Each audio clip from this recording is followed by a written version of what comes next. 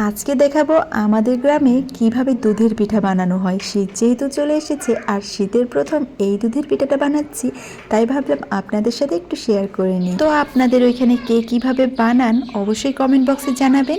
ইনশাল্লাহ একদিন ট্রাই করে দেখব কেমন হয়, কোন জায়গার পিঠাটা বেশি বেটার লাগে সেটাও অবশ্যই আমি ভিডিও সহ দেব।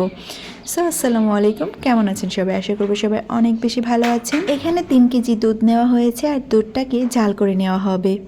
আর দুধটা যখন ফুটে উঠবে তখন বাকি উপকরণগুলো এখানে নাকি অ্যাড করতে হবে। গ্রামে অনেক শীত পড়ে গেছে আর এই শীতের মধ্যে দুধের পিঠা দিয়ে শীত শুরু করলে আরও বেশি জমে যায়। তো বিকেলবেলা এখানে দুধ জাল করে রাখা হয় মানে আমাদের এলাকায়। তারপর রাত্রেবেলাতে এই দুধটাকে আবার জাল করা হয়, তারপরে সেখানে চিতই পিঠাটা ভিজানো হয়। সম্পূর্ণ ভিডিওটাতেই আমি দেখিয়ে দিয়েছি কিভাবে আমাদের এখানে পিঠাটা বানানো হয়। তো ভিডিওটা না টেনে সম্পূর্ণ ভিডিওটাই দেখুন, তাহলেই বুঝতে পারবেন আমাদের এলাকাতে কিভাবে দুধ চিতইটা বানানো হয়। এই যে দুধটা যখন বলক উঠে গেছে আর তখন এখানে গুড় দেওয়া হবে।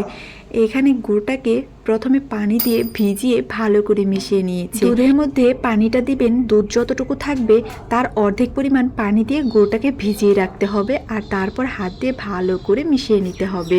আর অবশ্যই দুধের অর্ধেক পরিমাণই কিন্তু পানিটা দিতে হবে আর ওই পানিটাই জাল করে শুকিয়ে নিতে হবে। গ্রাম এলাকায় পিঠে মানে দুই একটা পিঠে না, অনেক পিঠে একসাথে বানানো হয় আর এই জন্য এখানে এত দুধ লেগেছে। আর এই দুধকে ভালো করে জাল করে নিতে হবে আর সেটা মাটির চুলাতেই জাল করে নিবে। আর যখন জাল করা শেষ হয়ে যাবে তারপর ঢেকে এখানে রেখেই দিবে, কারণ এটার উপরে সর পড়বে আর এটা অনেকটা ঘন হয়ে আসবে। আর ওই সরটা দিয়ে আবার জাল করা হবে, তারপরে পিঠে ভিজানো হবে।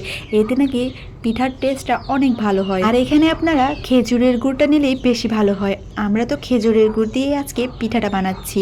এটার স্মেলটা এত সুন্দর আসছিল যে কি বলবো, এটা একদম খাঁটি খেজুরের গুড়। আর এই দুধটা জাল করার সময় অবশ্যই বারবার নেড়ে দিতে হবে, আর বারবার যদি না নাড়েন তাহলে কিন্তু এই দুধটার মিশ্রণটা ভালো মতো আসবে না। তো এটা নাকি বারবার নেড়ে দিতে হয় যাতে গুড়ের সাথে সুন্দর করে মিশে যায়। এই যে দুধটাকে ভালো করে ঢেকে রেখে দিয়েছিল, এখন আবার রাত্রিবেলায় বসিয়ে দেওয়া হয়েছে গ্যাসের চুলাতে, কারণ রাত্রিবেলাতে তো আর মাটির চুলোতে যাবে না। তো গ্যাসের চুলোতে এই দুধটাকে ভালো করে এখন জাল করবে। জাল করার পরে এখানে বাকি উপকরণ দিয়ে পিঠে দিয়ে দেওয়া হবে। এখন দুধটাকে ভালো করে নেড়ে চেড়ে মিশিয়ে নিতে হবে সরটার সাথে, আর সরটাকে ভালো করে ভেঙে দিতে হবে যেন আস্ত না থাকে। আর এই কাজটা করার সময় অবিরত নাড়তে হবে, নাড়া একটু থামানো যাবে না। যদি নাড়া থামিয়ে দেন তাহলে দুধটা মানে উচ্চ পড়ে যাবে, আর নয়তো এটার মানে লিকুইডটা নাকি মানে সুন্দর আসে না। মানে এক কথায় এটাকে বারবার নাড়তে হবে। যখন এই দুধ বলকিয়ে যাবে মানে গরম হয়ে যাবে তখন এখানে এলাচ দিয়ে দিতে হবে আর দিয়ে দিতে হবে দারুচিনি। এখানে 2-3টার মতো এলাচ দেওয়া হয়েছে আর দারচিনি দেওয়া হয়েছে 2-3টার মতো। তারপরে পিঠে দিয়ে দেওয়া হবে। আর এই মশলাটা অবশ্যই এখন দিবেন যখন পিঠাটা দিবেন, তাহলে এটার গন্ধটা সুন্দর থাকবে। আজকে আমাদের বাসায় দুধ চিতইটাকে খুপড়ি পিঠা দিয়ে করা হচ্ছে আর খুবই ছোট ছোট কিউট এই পিঠেগুলো। এগুলো দেখবেন ফুলে একদম ডাবল হয়ে যাবে সকালবেলা। এই পিঠাটা দেখতে যেমন সুন্দর, খেতেও কিন্তু তেমনই মজা লাগে। এই পিঠাটা বানানোটা একটু টাফ, মানে একটু কষ্ট, কিন্তু এটা খেতে খুবই মজা। দুধের সাথে এটা ভিজে যায় কিন্তু একদম গলে যায় না, একটু শক্ত শক্ত থাকে বিধায় এটা খেতে আরও বেশি ভালো লাগে, যেটা রেগুলার পিঠার থেকেও আমার কাছে বেশি মজা লাগে। তো আমার রিকোয়েস্টে আজকে এই পিঠাটা বানানো হয়েছে বাসায়। আমি মানে বলেছি যে এই পিঠাটাই খাবো।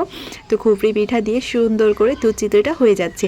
দেখি সকালে কেমন ভিজে। এখন এই দুধ চিতইটাকে ভালো করে জাল করা হবে দুধের সাথে, যতক্ষণ পর্যন্ত না দুধটা কমে আসছে।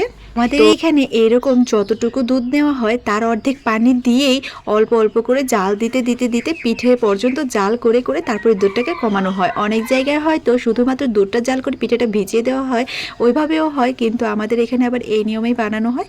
সো এভাবে আমি আপনাদের সাথে একটু শেয়ার করে নিলাম। এই জন্য কেমন লেগেছে ভিডিওটা অবশ্যই জানাবেন। এই যে সকালবেলা আমি ভিডিওটা করতে চলে এসেছি, এদিকে দেখি অর্ধেক পিঠা খাওয়া হয়ে গেছে। আমার ঘুম থেকে উঠতে একটু দেরি হয়ে গেছে, তো ব্যাপার না। তো দেখলাম যে পিঠাগুলো খুব সুন্দর হয়ে গেছে, ভিজে গেছে আর ডাবল হয়ে গেছে ভিজে।